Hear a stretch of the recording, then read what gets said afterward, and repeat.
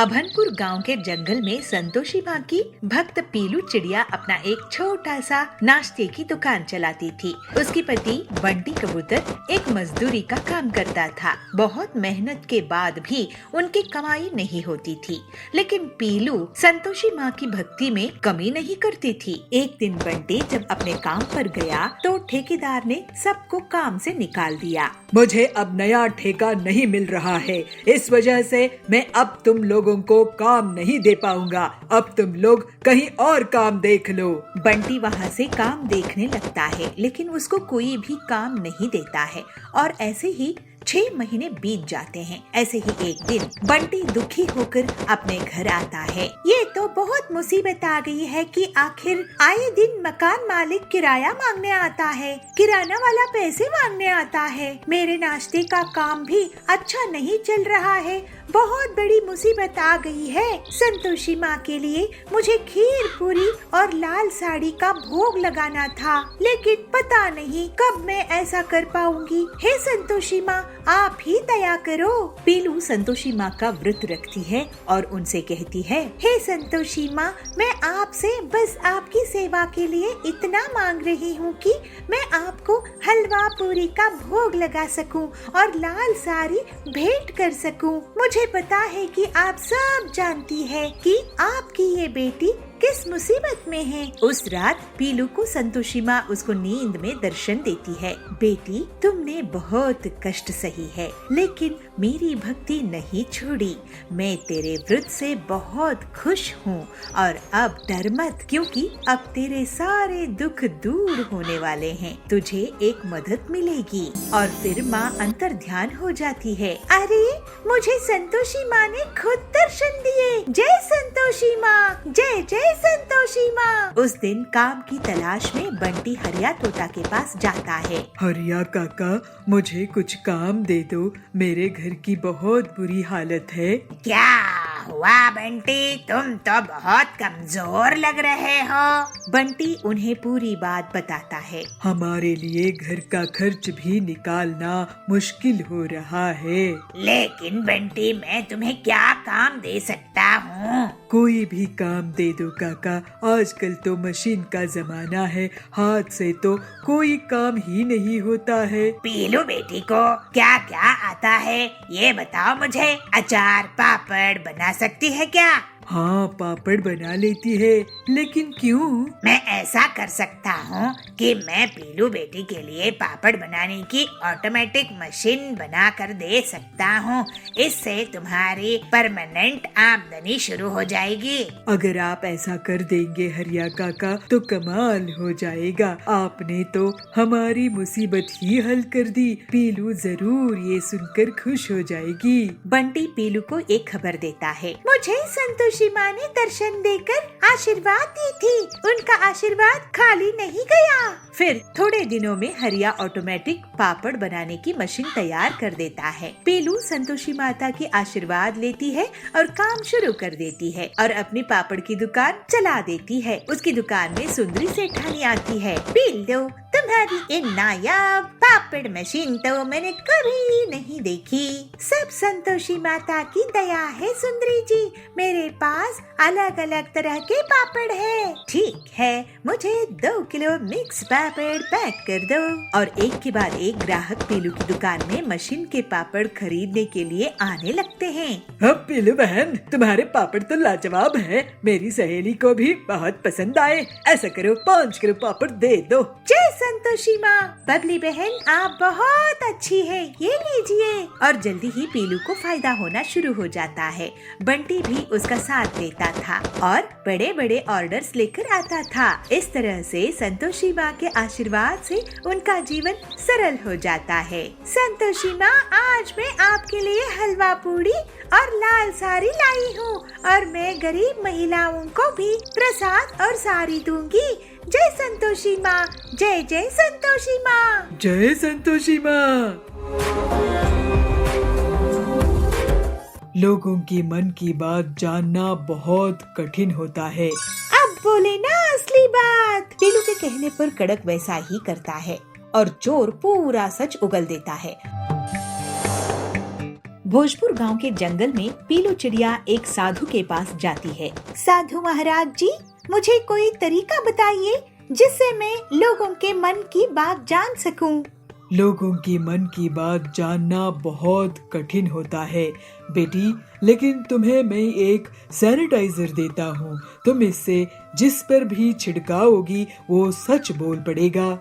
अभी teachers day आने वाला है, मैं इससे बच्चों के मन की बात जान सकूंगी और उन्हें एक बेहतर स्टूडेंट बना दूंगी।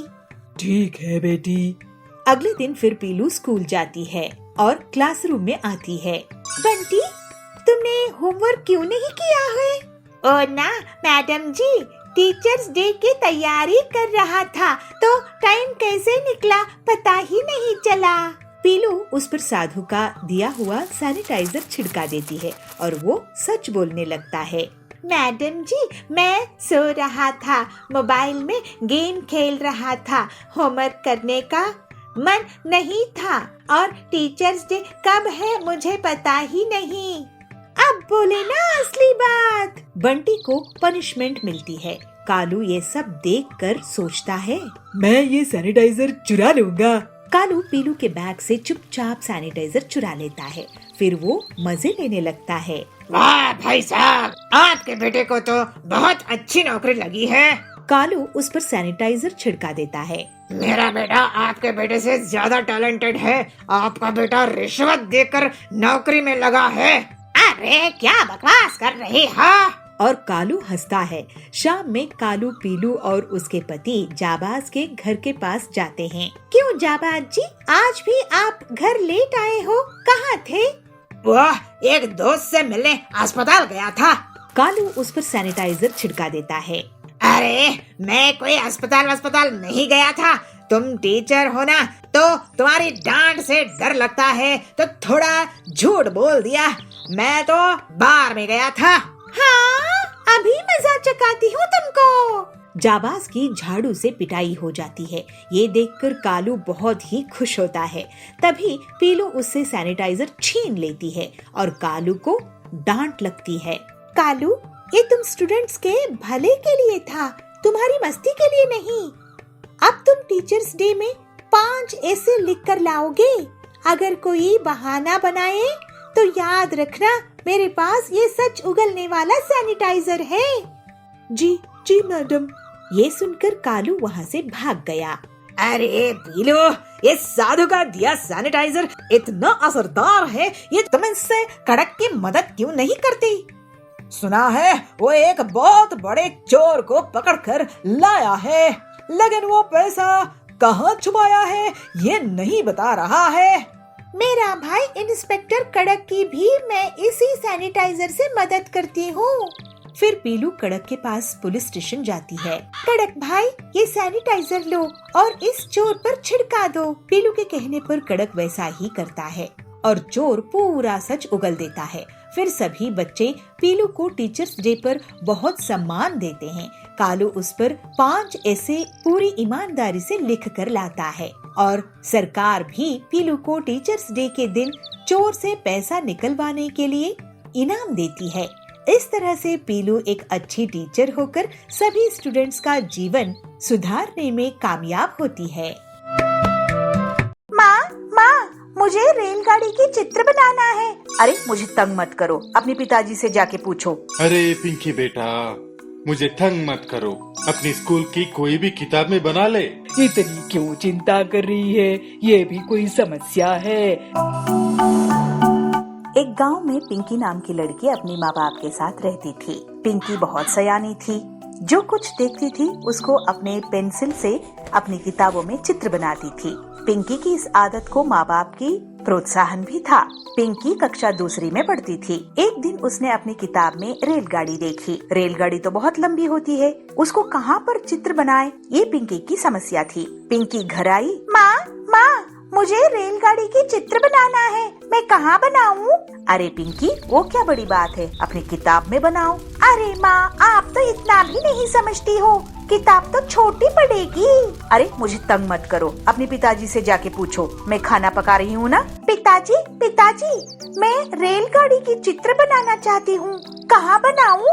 पिंकी के पिता ऑफिस की हिसाब किताब कर रहे थे तो चिढ़ के बोलते हैं, अरे पिंकी बेटा, मुझे तंग मत करो, जाओ ना, अपनी स्कूल की कोई भी किताब में बना ले। अरे पापा, आपको इतना भी नहीं पता, किताब में रेलगाड़ी के चित्र नहीं बना सकते क्योंकि वो तो बहुत लंबी होती है। तो तभी वहाँ पे पिंकी की दादी बैठी थी। तो दादी को पिंकी की बात सुन के बहुत हंसी आती है और पिंकी को बुला के बोलती है, अरे पिंकी बेटा, इतनी क्यों चिंता कर रही है? ये भी कोई समस्या है? जाओ ना, स्कूल की दीवार पे बना दो। दादी की बात पिंकी को बहुत अच्छा लगता है और सोचती है दीवार तो इतनी लंबी इतनी चौड़ी होती है तो रेलगाड़ी तो समा ही जाएगी। तब पिंकी खा के अपना होमवर्क करके सो जाती है और सुबह पिताजी से कहती है, पिताजी आज ना मुझे कलर चॉकपीस की एक पूरी डब्बा चाहिए। पिताजी हंसते हुए बोलते हैं, अरे पिंकी बेटा, क्यों, तुम्हें आज स्कूल में बांटना है क्या? अरे पिताजी नहीं, मुझे रेलगाड़ी की चित्र बनानी है स्कूल की दीवार पर। दिला तो दूंगा, लेकिन घर तक कंप्लेंट नहीं आनी चाहिए, ठीक है? अरे चित्र बनाने से कोई कंप्लेंट करेंगे? बिल्कुल नहीं आएगी, आप चिंता मत करो। तो पिंकी के पापा उसको कलर पेंसिल की डब्बा दिला देते हैं। पिंकी कूदते नाचते स्कूल पहुंच जाती है। पिंकी अपनी रेलगाड़ी की पहली यात्रा याद करती है जो अपने पापा मम्मी के साथ उसने किया था। पिंकी चौक उठाई और फिर क्या था, दीवार पर रेलगाड़ी का इंजन बना दिया। अरे इंजन तो बहुत सुंदर बना है, इसको अब डिब्बे जोड़ते हैं। तो फिर दूसरी कलर चौक लेके उसमें पहला डब्बा जोड़ दिया, दूसरा डब्बा जोड़ दिया। ऐसे जुड़ते जुड़ते गए, सारे डिब्बे जुड़ गए। जब अपनी चौक पेंसिल खत्म हुई तो पिंकी उठ के देखती है स्कूल की आधी दीवार पर तो रेलगाड़ी बन चुकी थी और पिंकी की क्लास के सारे बच्चे तालियां बजा के पिंकी की कला को सराह रहे थे। अरे पिंकी, तेरी गाड़ी तो बहुत सुंदर बनी है। पिंकी, तुम्हारे रेल में मुझे भी जगह मिलेगी? अरे क्यों नहीं, हम सारे मिलके इस रेलगाड़ी में जाएंगे। फिर क्या हुआ, रेलगाड़ी दिल्ली गई, मुंबई गई, अमेरिका गई, नानी के घर गई और दादाजी के घर भी गई। बच्चों की ख्यालातों में रेल की गाड़ी ऐसे ही लंबे सैर करती रही। तभी क्लास टीचर क्लासरूम में आते हैं और सभी बच्चों की मुस्कुराहट देखते हुए कहते हैं, अरे बच्चों, इतने खुश हो, क्या बात है? तो दौड़ के पिंकी सामने आती है और अपनी बनाई हुई रेलगाड़ी दिखाती है। तब टीचर अपने मन में ये सोचते हैं, बच्चों के मनोबल को बढ़ाई, कल के भविष्य का निर्माण आज से ही होने दे। यह सोच के टीचर ने पिंकी को बिना डांटे बहुत शाबाशी देते हैं और कहते हैं, पिंकी, आपकी ड्राइंग तो बहुत सुंदर है, लेकिन आप दीवार पे प्रैक्टिस करने के बजाय अगर आपके घर में जाके कोई भी कॉपी में प्रैक्टिस कर लेते तो और भी सुंदर निकल आता।